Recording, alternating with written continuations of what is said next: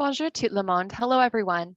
Welcome to today's online event featuring an excellent panel who will discuss the unfolding humanitarian crisis in Ukraine, implications for the health and settlement sector.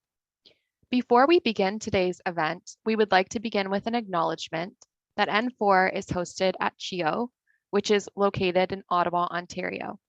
Ottawa is built on unceded Algonquin Anishinaabe territory. The peoples of the Algonquin Anishinaabe Nation have lived on this territory for millennia, and we honor them and this land. Their culture and presence have nurtured and continue to nurture this land. We also honor all First Nations, Inuit, and Métis peoples and their valuable past and present contributions to this land. My name is Mariah, and I am a project coordinator with N4.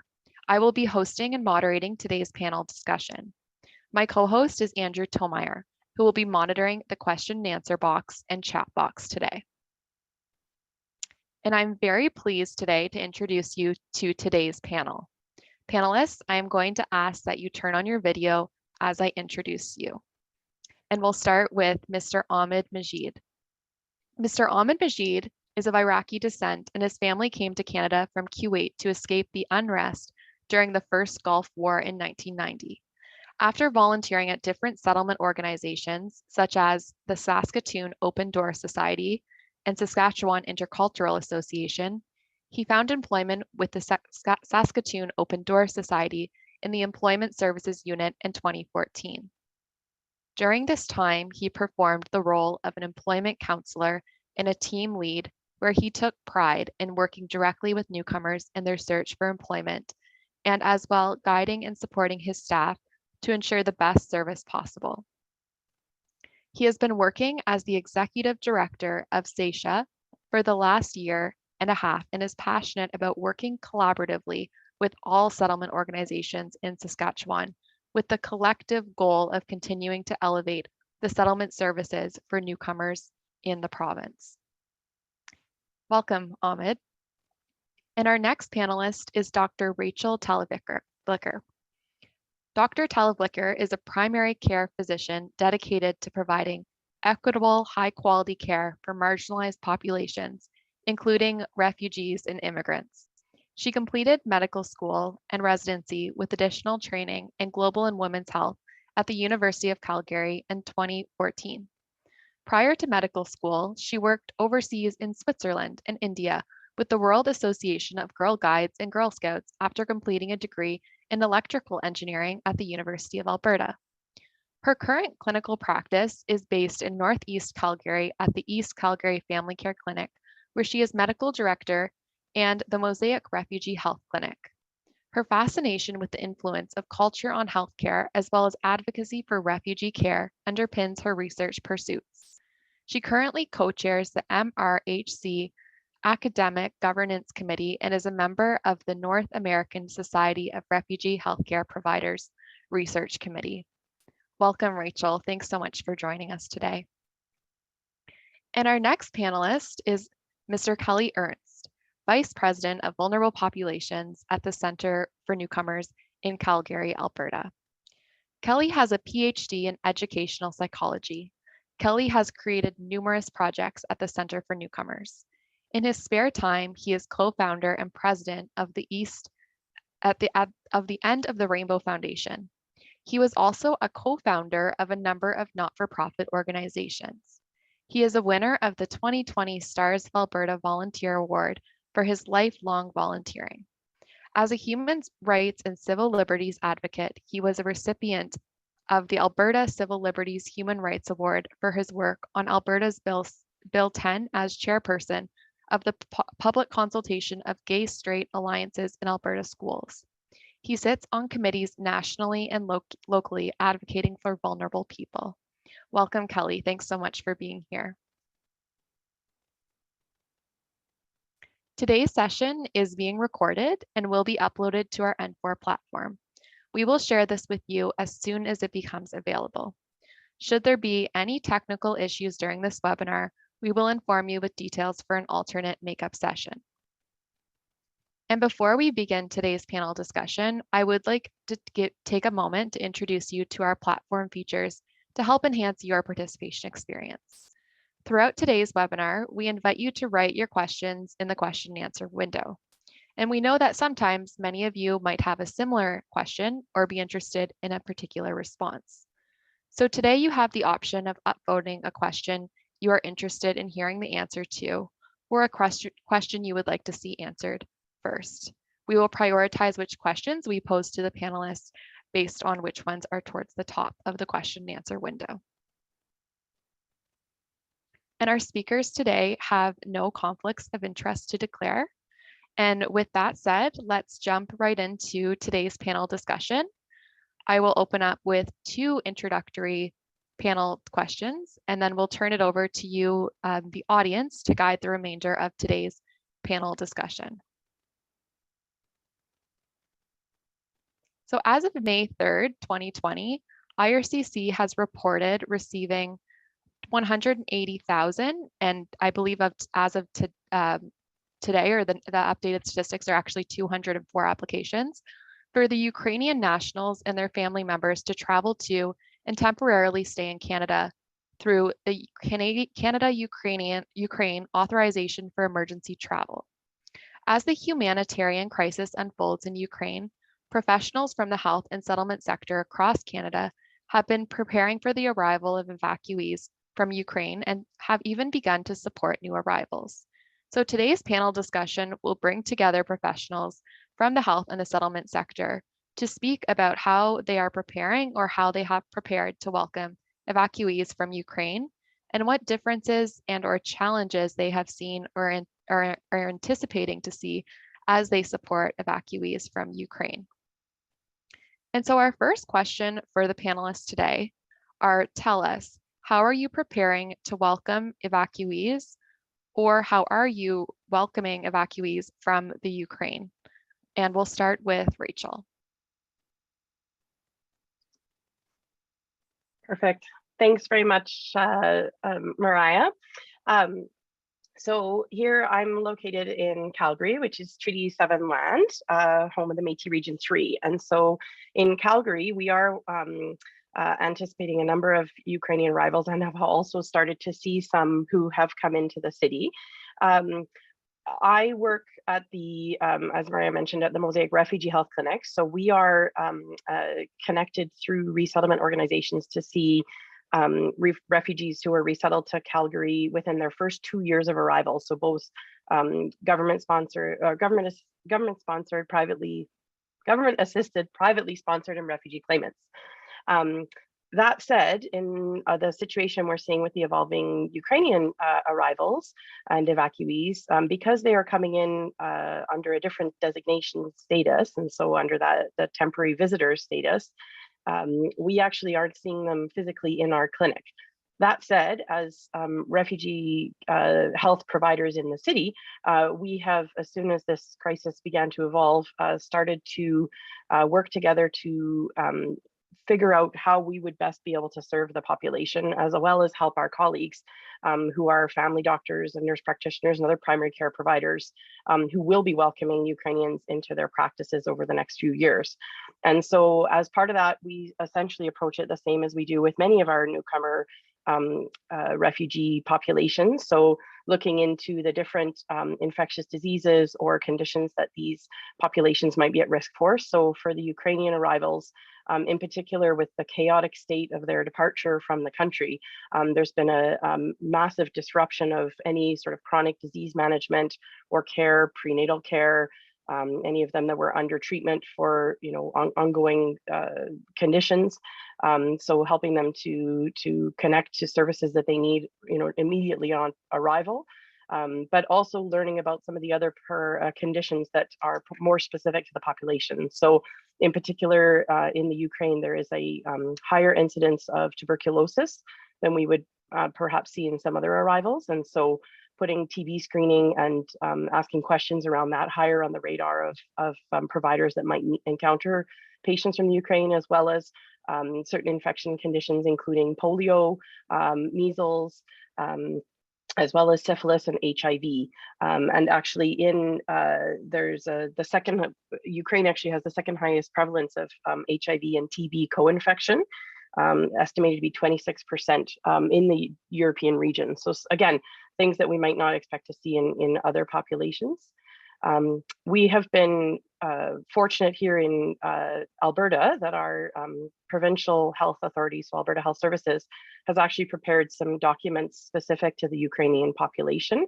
And I can certainly put those links in the chat because I think they might be helpful for everyone. So they sort of have put together a primary care toolkit and checklist so that if you're welcoming somebody from the Ukraine, things to keep top of mind, including some of the conditions I've just mentioned, as well as walking people through, how do you obtain TB screening, X-rays, and what things you might be looking for.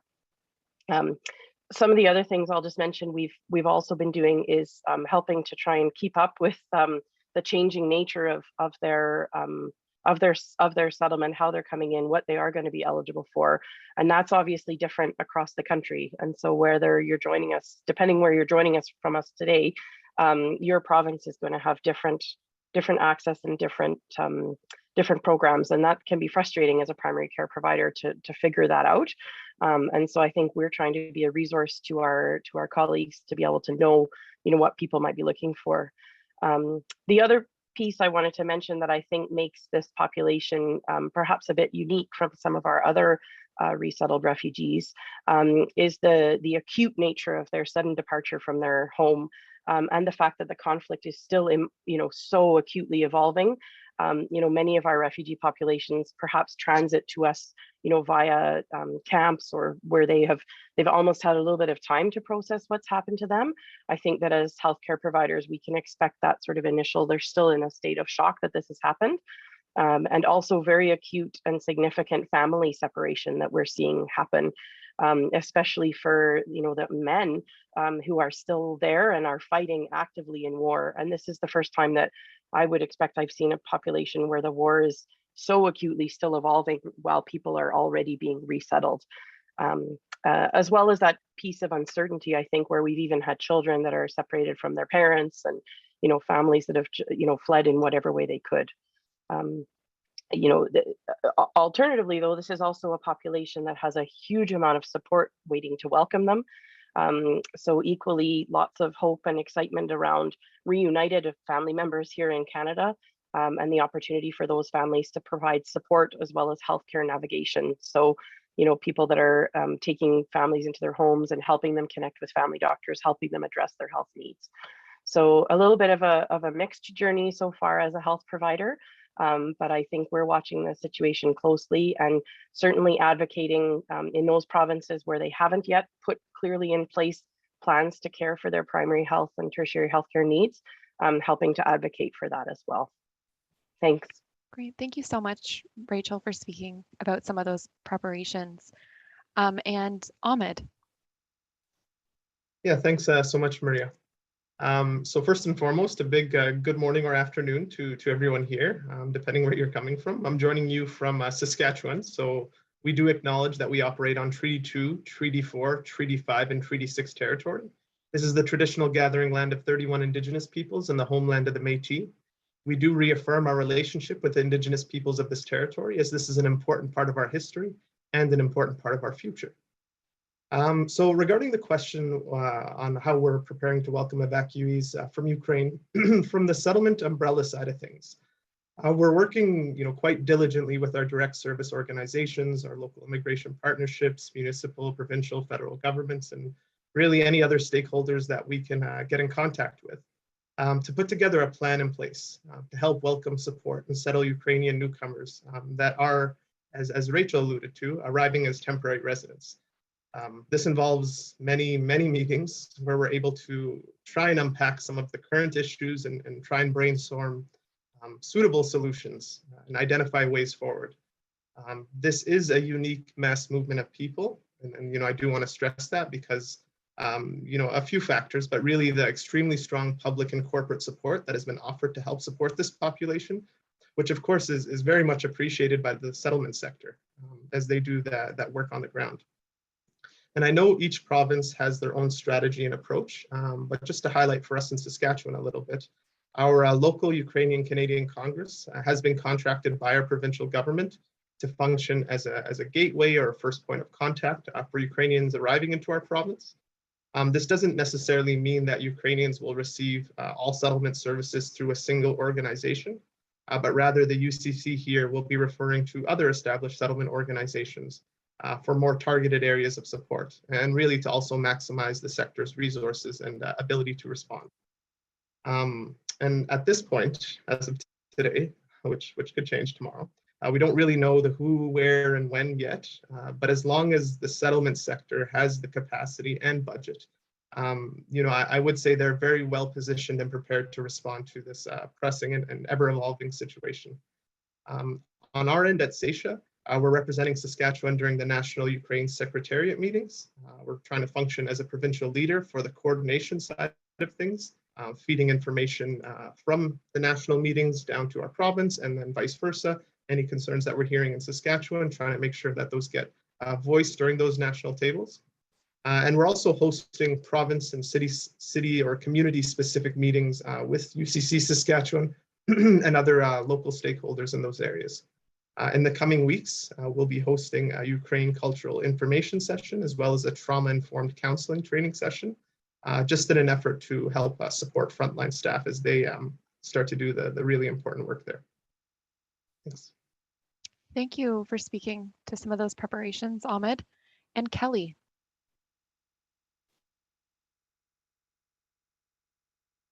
Thank you. I'm also calling from Calgary or Mokinsa. So one of the things that's important to note in Alberta with respect to arriving Ukrainians is the Ukrainian Canadian Congress and Red Cross are being used, especially in Edmonton, to help people arrive at the Edmonton airport. But the Ukrainians are not necessarily using that port. They're coming directly to Calgary. And so privately, the community is trying to put together a response for those that have been arriving to Calgary. Although the people that are arriving are temporary residents and not considered to be refugees, the Alberta government is offering healthcare to them, provided they have a work permit. So what they are doing is they're actually using the Alberta Health ID number as a method to monitor how many people are actually coming into the province. So we know that the last numbers that I heard anyways, more than 1,100 have come into Alberta, and of those, just under 500 have come to Calgary that are confirmed. We know that also in our own organization, 325 have approached us for various types of services. So the services, the top ones that they're looking for are obviously immediate housing. They're looking for income, looking for language services, and they're looking for medical services as well. So one of the key medical things that people want to get is they want to ensure that they have a medical assessment, their x-rays and lab work done so they can get that work permit and SIN number. The unfortunate thing is because they're temporary residents, they have to pay for that. So obviously they don't have the funds to be paying for this. They're arriving with absolutely nothing in most cases. And so our organization has created a fund through End of the Rainbow Foundation to actually help the Ukraine pay for those medical assessments and also their housing setup funds, so their security deposits or damage deposits and first month's rent. So lots of people are accessing that particular service in particular. Other things that the community is doing is thankfully there is a large Ukrainian community in Calgary and the surrounding area, and they really have stepped up to assist the people arriving. So we've been having weekly meetings or gatherings at various Ukrainian churches where people can come access services and also make sure some of their basic needs are being met. So clothing, groceries, basic food items are being distributed there. Various organizations have also stepped up, including ourselves, to create donation centers. So existing donation centers like WINS have been really helpful with respect to helping people set up with their basic needs. But we have our own donation center that we've put together where people can drop things off and then refugees can pick them up immediately to assist them as well. So as you can imagine, the organizations that are providing support in this area can't do this just with volunteers. So there's a number of organizations that have had to hire people that speak Ukrainian and Russian, and ourselves included. So we have a number of people that we've hired, so including to help with housing coordination, arrival coordination, and settlement coordination as well. And we're also working with our health case managers to ensure that people are being referred properly to places like Rachel's organization, Mosaic, and other places to, like panel physicians and so on and so forth, to ensure that.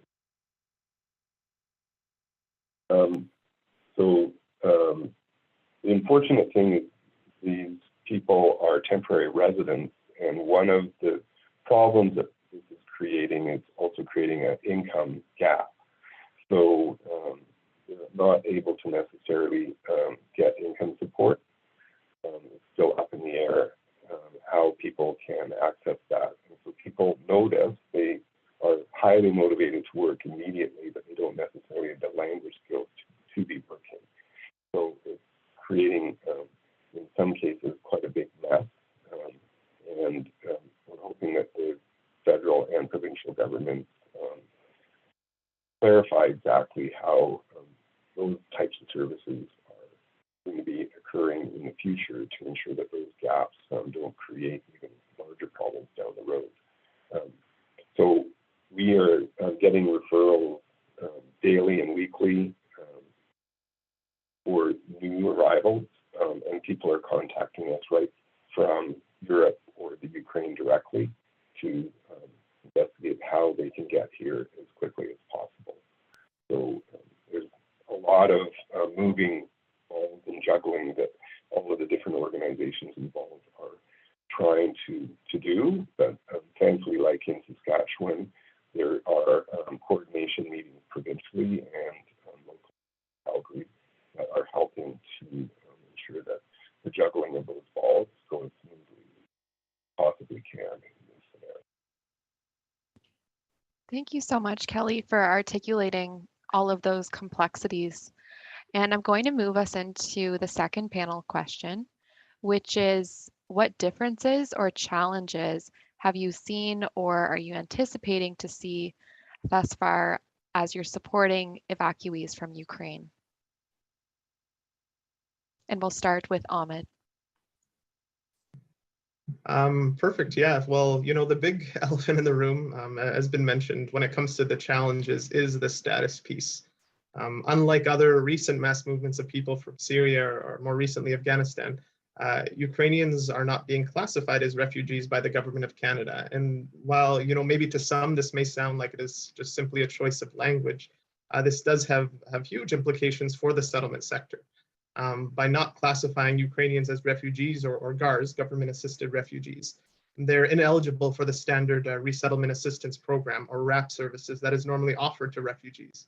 That includes full wraparound support for their first year in Canada, with things like income support, temporary and permanent accommodation assistance, prioritization for language classes, and so on. Although Ukrainians arriving through the QET stream will be eligible for other IRCC-funded services, not including the RAP services as just mentioned. As a settlement sector, we're really trying to have to reinvent the wheel, so to speak, to create a parallel approach that looks a lot like the RAP program, but is not, due to that classification and entry into Canada on the temporary permits, work permits, study permits, visitor visa, and so on. Another, big challenge that I think is worth highlighting is that both levels of government, federal and provincial, have their hand and part to play in this initiative. And while both IRCC and our Saskatchewan provincial government have been quite helpful and responsive, having both government bodies playing such a big role sometimes creates a lot of confusion for the settlement and for sure health sector as well. This really reinforces the need to have consistent information and initiatives that are geared towards keeping everyone on the same page through all levels and departments of government. Outside of that, another challenge I would highlight would be the housing piece. While we know at this point that IRCC and the Government of Canada will be offering 2 week stay in a hotel for Ukrainians who don't have anywhere to go once they arrive into Canada, we really need a strong solution and system in place for the medium to long-term housing for this group. Currently, the settlement sector really all across Canada is mainly relying on the offers of community hosts and housing offers from volunteers who want to support Ukrainians. And while at surface level, this is really great to see, this approach has never really been taken before for previous large-scale resettlement efforts. And a system needs to be created to ensure the safety, security, and liability for Ukrainians who are likely to be elderly, single women with children, or other vulnerable populations. There have been various models shared nationally that include a fairly robust step-by-step process and checklist, but this requires an extreme amount of human power to interview, connect, follow up regularly for each community host and newly arrived Ukrainian. This all goes back to the piece about their status and not being designated as refugees. And once again, we're having to reinvent that wheel as a sector and develop that parallel system to a fine-tuned RAP program. The RAP programs around Canada have been created to respond to situations exactly like this. So anyone working in settlements can understand the challenge of trying to replicate that and have to sort of pull the funding bit by bit for each separate piece that's normally just all included in that RAP package. Thank you so much, Ahmad, for speaking to those differences and also the complexities of this situation. And Kelly. Yes, I would agree with Ahmad. Really, the biggest barrier is the status piece. From there's so much complexity that this has created that, quite frankly, I'm not sure it was worth tagging all of these people as temporary residents. It would have been much better if they were considered to be GARs or convention refugees coming into Canada. They would have been able to access much more than what they're able to do now. But I would also underline that one of the biggest complexities and problems that we're facing is the issue of housing. So thankfully, many people have come forward offering homestays, and there's actually online sites internationally created to match homestays with some of the arrivals. Unfortunately, those homestays that are online are not vetted and not necessarily safe locations for people to stay. So we've already seen those types of homestays break down, and we've had to address trying to move people from one place to another that is a safe place to be. And the other thing that we're seeing with housing is not so great landlords using this crisis as an opportunity to go around the law and exploit people to make a little extra cash. So we've seen things like landlords ask for 2-month security deposit, 3 to 6 months upfront rental payments from Ukrainians at a higher rate than what would normally be seen, and so on and so forth.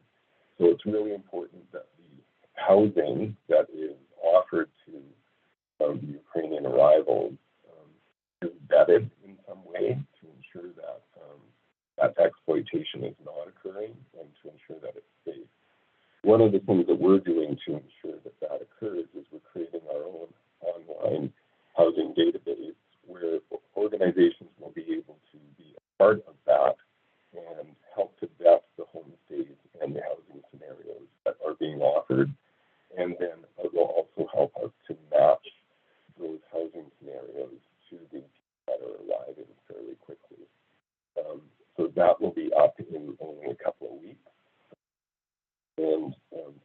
people have come forward to donate the coding and database development that needs to occur on the side of that as well.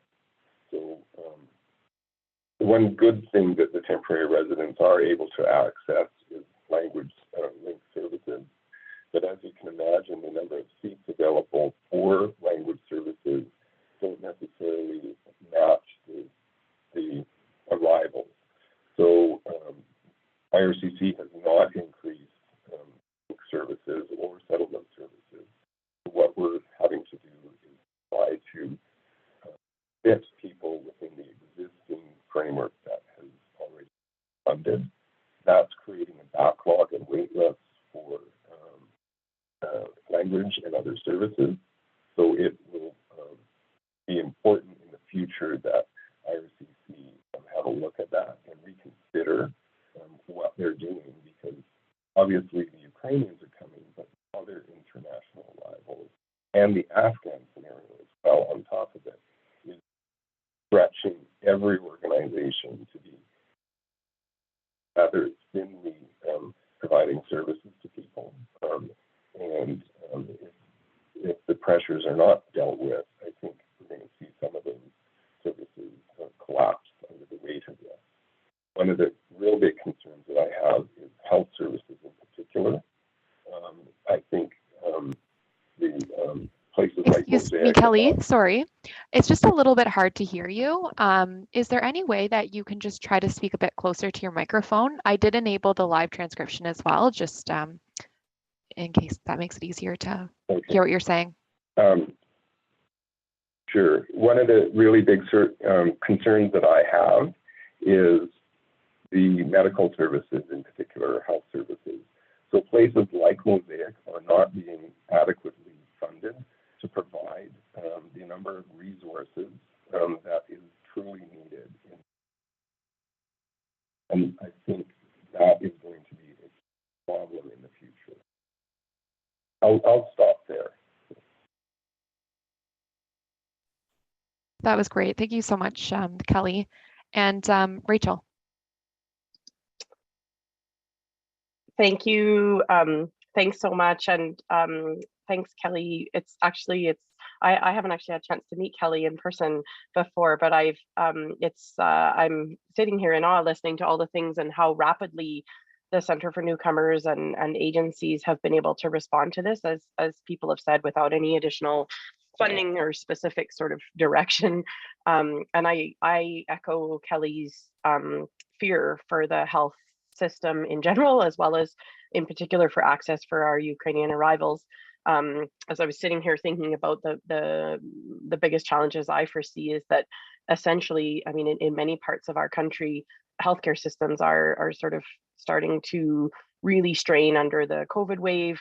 And in particular to, the primary care is collapsing in many parts of our country. And there is not primary care access even for our existing Canadian population, let alone for those who are more vulnerable trying to access services. And in particular with a refugee health lens, looking at our Afghan arrivals as well as our Ukrainian arrivals, from my point of view, we were already trying to rapidly connect our Afghan arrivals into Alberta with family doctors and other services, but there just isn't physicians accepting. There aren't panels, or places that they can be seen, and so that I think is going to be a very large challenge across. And we're not alone in Alberta. In fact, arguably we're in a better situation than some of our colleagues.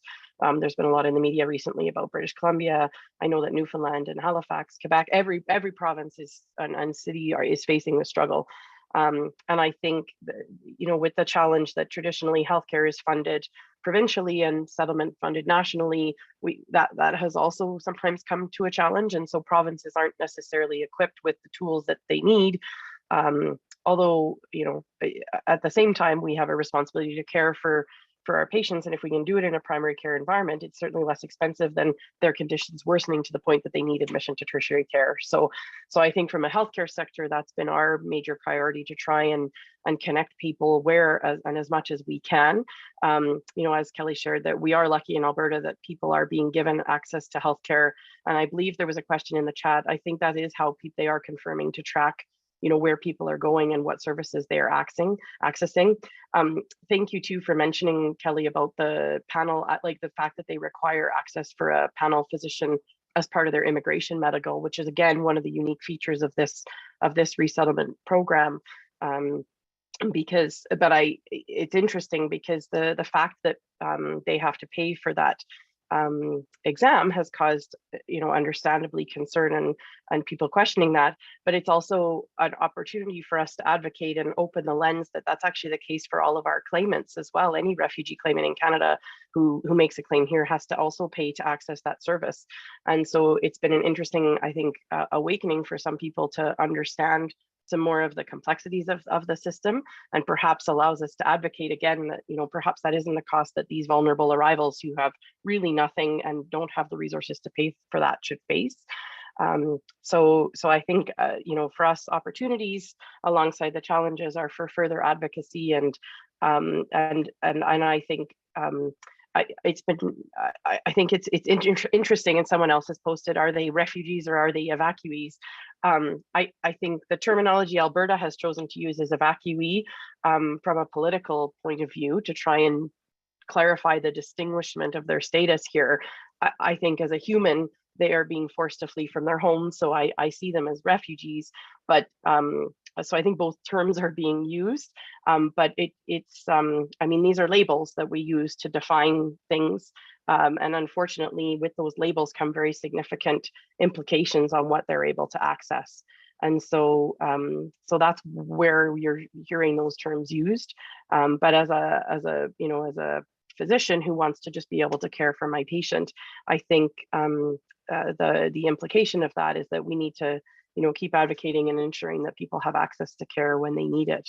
And as I say, that's going to vary across the provinces, but please continue pushing. If your province isn't one that has opened the door for them to be able to access services, look to the other provinces as examples, because I think there's that happened in Ontario, that some of the advocacy that was done there, they were finally able to access services. And I think there are refugee health providers across the country who will be keen to help you do that, even if we aren't necessarily seeing them in our particular clinic situations, depending on how we're set up to fund. Thanks. Thank you so much, Rachel. And I just want to say thank you to all of you panelists today. It sounds like despite all these complexities, you've come up with some really creative responses, and thank you for the work that you're doing. And I'm going to move right now into the audience Q question and answer box. And I actually am going to start with the question, Rachel, I think you started to answer it, but I'll open it up to Kelly and Ahmad to comment on as well. And that's around, are the Ukrainians who are arriving, are they referred to as evacuees or refugees? And what does this mean? Do you have any comments to add to what Rachel might have said? Just quickly, exact same thing from a human side of things, and whether you're working in health or the settlement sector, you're trying to help people in need. They are refugees by all accounts when you look at it from that lens, but officially they're being called evacuees, newcomers, clients, really any other word by government officials that doesn't put them in that refugee classification for all the reasons that were shared before.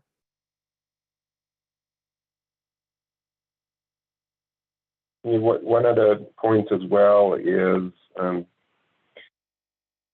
refugee is not only just looking at a person's scenario from a humanitarian perspective, but in Canada it's also a really important status. And so the governments are staying away from the word refugee and using temporary residents or evacuee, with explicit understanding that within 3 years, they would go back to Ukraine. The Ukrainians that I've met, though, do not want to go back. And the reason they don't want to go back is some of these people, their homes and cities and towns are completely erased off the face of the earth. They're not there anymore. And so to not call them refugees, in my mind, the Canadian government will be apologizing for this in the future. It is really abhorrent. And I think we need to be clear and also honest with our politicians and the people that are in positions of power, that the people that are coming from the Ukraine need to be dealt with in an equitable way. And also, we need to find ways to look at other emergency scenarios, such as those people in Afghanistan, to deal with them equitably as well. So the idea that we're treating one group of people differently than another group of people versus another group of people is starting to really show its really bad stripes. And I think the Ukrainian scenario has really underlined that. So it's really an ethical question. Thank you. Thank you so much to all three of you for commenting on that and sharing your perspective. And I'm going to move to the next question, which is open to all the panelists. And it's, can you please speak in more detail on the mandate of the settlement sector in providing services to Ukrainians? Was there more funding allocated by IRCC to settlement organizations? Or are settlement organizations getting funding from other resources, such as the Ukrainian-Canadian Council, for example? I don't mind commenting on that. As recently as today, we were informed that IRCC will not be topping up settlement services without clear data that is actually required. So their fallback is no, they're not going to be providing additional dollars. Center for Newcomers, like other organizations, have then had to privately try to acquire money through private foundations, United Way, corporations, private donations, and so on and so forth, to cobble together the resources that we need for the people that are arriving. So as you can imagine, that is also a complex thing to try to put together, and have multiple organizations to do this simultaneously, and is absolutely necessary so that each of the organizations can fund what they're doing. In other scenarios, emergency scenarios, there have been top-ups and changes in. For example, the Afghans are being served, but again, because these people are temporary residents, that level of funding is not necessarily coming through. So that's truly something that policy makers really need to reconsider, I believe, because as Rachel and Ahmad have really noted, that there are stresses that just can't necessarily be provided by a voluntary community. Places, organizations such as the Ukrainian-Canadian Congress, they're not a funder, and they need support as well. So we aren't going there and asking them for money. We're trying to work with them to ensure that we can put the resources together to ensure that the local response is met. So it's really important for everyone to understand, up until now, that the private response is heavily being relied upon, as opposed to the government topping up, organizations in different, maybe different in other regions of Canada, I don't know. But I do know that that is right now the scenario in Alberta. Yeah, and I would just definitely agree with what Kelly was saying. That's the message that we've heard from IRCC, that there is opportunity for additional resources or staffing. if a clear demonstrated need can be shown.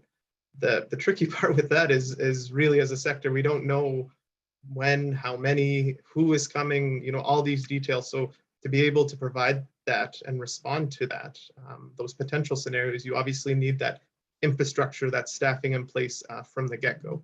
I don't really know how it'll play out if in Saskatchewan, even we receive a charter of 300 people. And we heard recently that there's charters coming.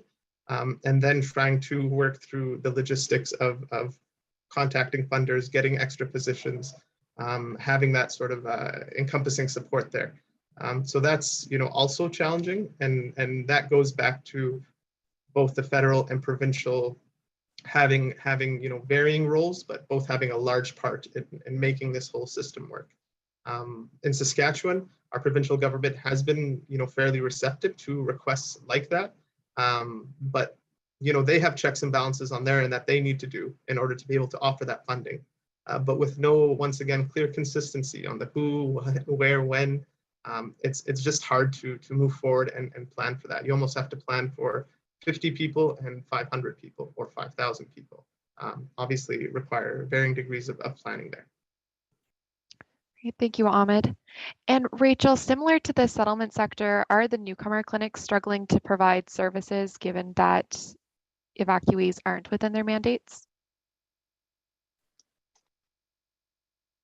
Yes, I mean, I would say it's a challenge because, of course, as Kelly was saying, here we are almost pitting arrivals against each other because, on the one hand, our Afghan arrivals may be receiving certain items through different, the benefits that they're entitled to. So somebody asked about interim federal health and, coming through the more traditional GAR and PSR route, so they perhaps have access to the funding and those things. But language is a good example where in Alberta, the Ukrainian language and Russian language has been given free access to language line, which is not something that we have available for our Afghan arrivals. And so if you have a family doc in the community who you're trying to encourage to take people from both communities, for them practically not having access to language is a massive barrier for them to provide care. So they may have coverage to see you, but they can't talk to the person.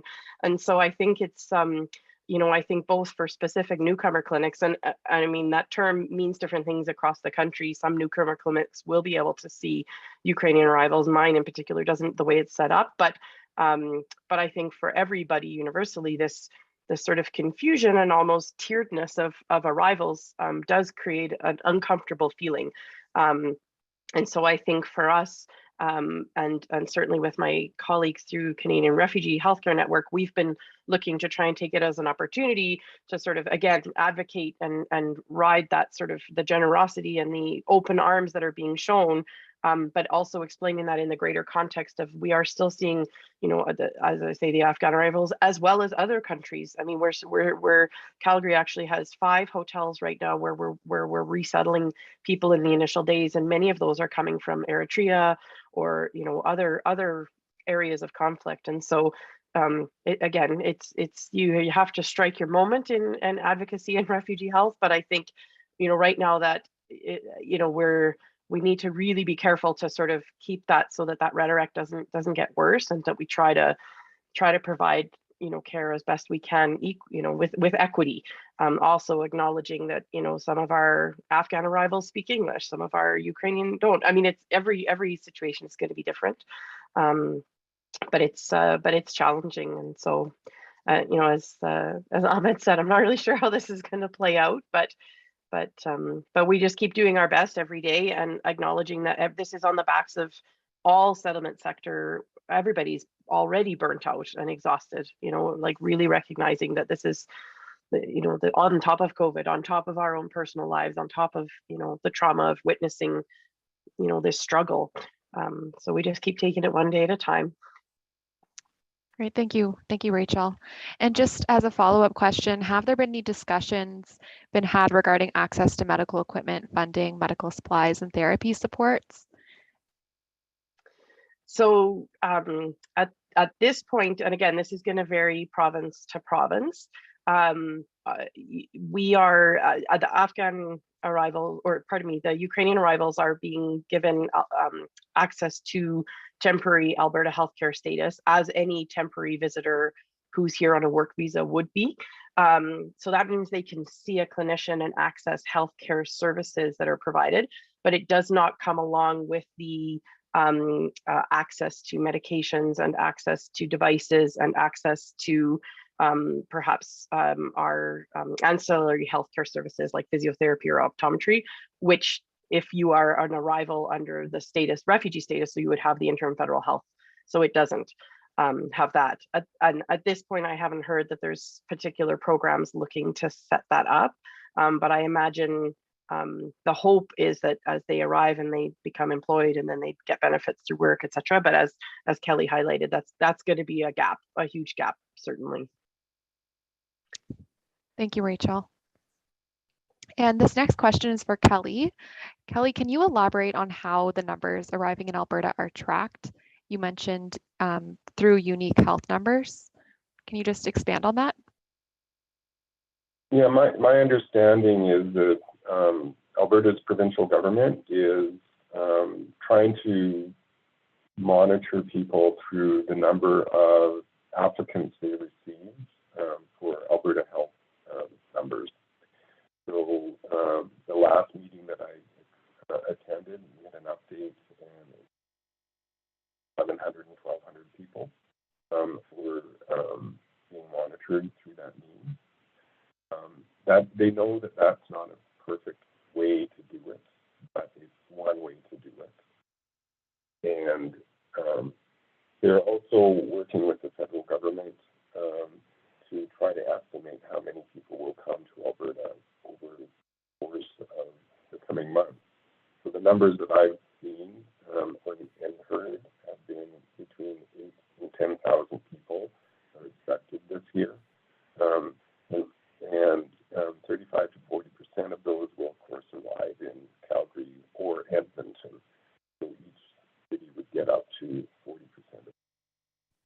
So those numbers are a lot of people. If you think of that, that's 4,000 people here in Calgary, another 4,000 in Edmonton minimally, and that's a lot of housing, a lot of medical services, a lot of income and jobs that you this group of people. So that's how the numbers are being estimated, and that is changing, almost like trying to pin Jello on a wall, because that keeps changing every time there's a new update, and the updates are not going down; they're tending to go up.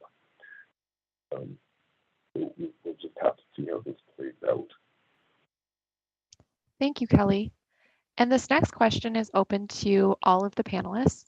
Do you have suggestions or tips for how healthcare providers can manage the ethical dilemmas and moral distress, these discrepancies in access to supports and services that have been highlighted in the discussion today?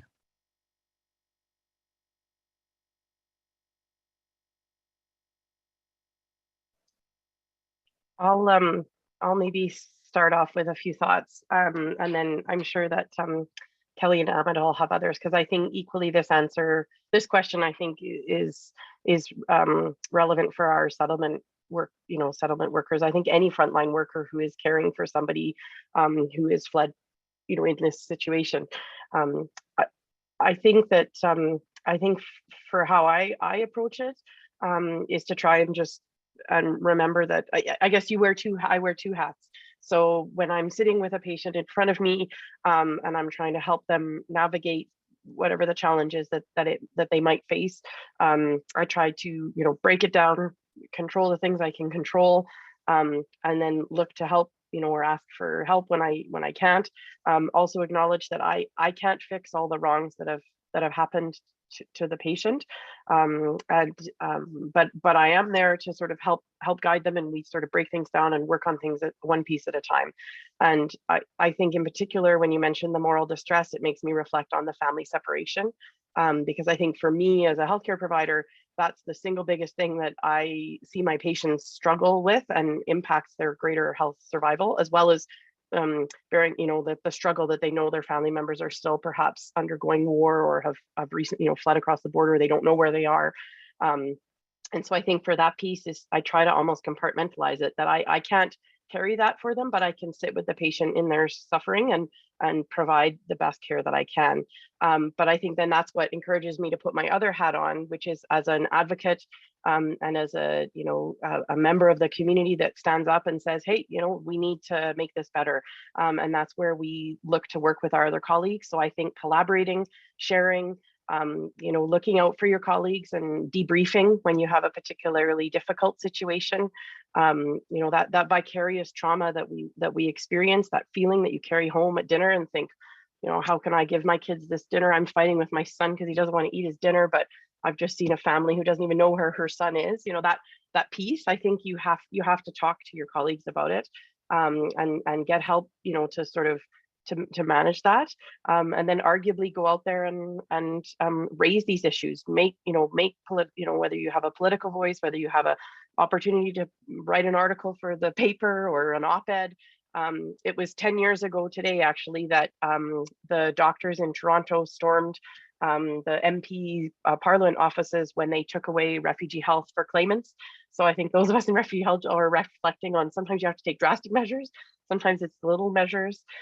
Kelly mentioned that teamwork and sort of getting together and bringing these points. I think sometimes some of these policies come into place and they don't realize the significant impact it's going to have on people on a daily basis, and so you have to kind of whatever capacity you have, make that known. But it's certainly not easy, and we're in this for the long game, so we have to kind of put our own oxygen masks on first before we help others. But perhaps, I know I'm not always the best at doing that, but we certainly try. Kelly, Ahmad, what would you say, because you see a lot of this suffering as well?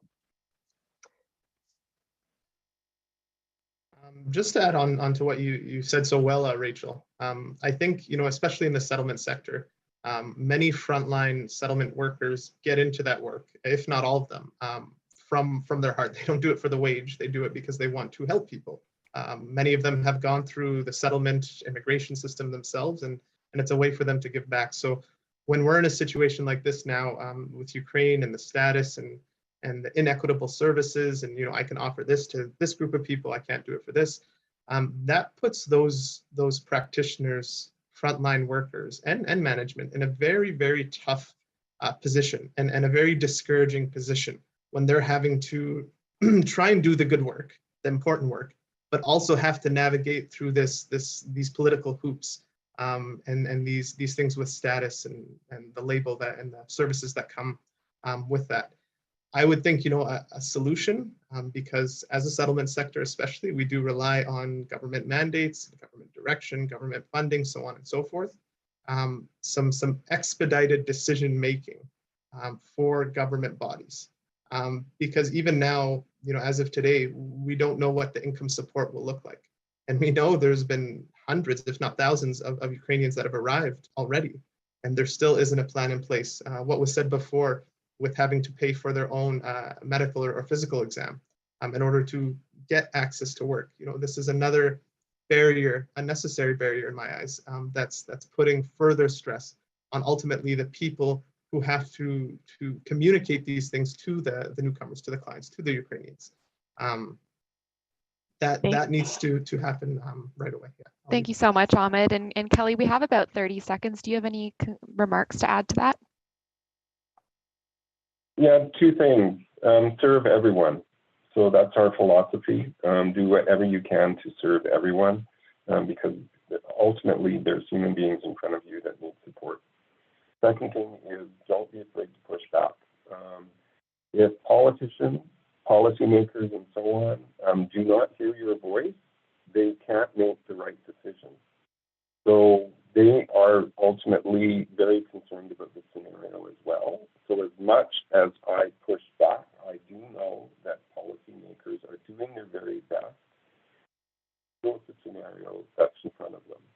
So if you give them the information that people need X, Y, Z services need to be resourced, and so on and so forth, whatever the issue is, and ultimately they have to use that information. Thank you so much. Kelly, and thank you to our panel today, Rachel, Ahmad, you as well. Thank you for all the work you're doing to provide equitable services, health services, social services to refugees. And I think this is an excellent place for us to end our discussion today. But there were a significant number of questions from the audience. And I just want to take a moment and say thank you for your engagement and all of those questions. What we'll do is we will move them over to N4's Meeting Place, an online moderated discussion forum. And we invite you to join in on the conversation there. Andrew will put the link for how to join N4 in the chat box as well if you're not currently a member. And if you missed any part of today's presentation or would like to watch this session again, we will post the recording on the N4 platform within the next week. And we also have curated several resources related to today's webinar topic. Earlier, Rachel mentioned a resource, and we will be sure to follow up with her on that and include that as a resource with today's webinar. Finally, we invite you to attend future N4 events. There are a few upcoming webinars, and we invite you to join us for them. And also, there will be a survey that pops up in your browser after the webinar, and those help us to improve our webinars as well as seek out new webinar content. So we kindly ask that you complete this. Once again, I just want to give a huge thank you, Kelly, Ahmad, Rachel, for joining us for this discussion today. It's been incredibly informative, and I really appreciate you taking the time to be here. And as well, audience, thank you so much for joining. We do hope to see you again at a future N4 event.